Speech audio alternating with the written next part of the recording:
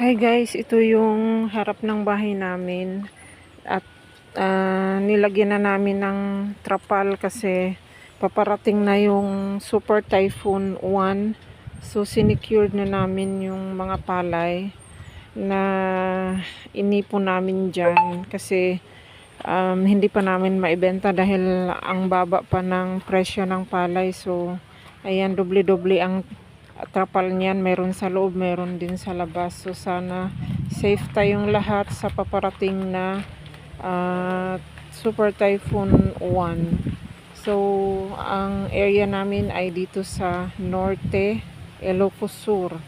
So severe yata yung sabi ng Pag-asa na mararanasan namin dito sa paparating na bagyo. So kinakabahan kami pero mas maganda handa at ito na nga, ayan, makulimlim dito at mahangin.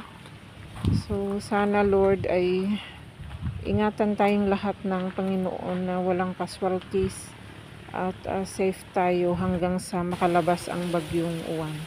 Ingat po tayong lahat mga kababayan.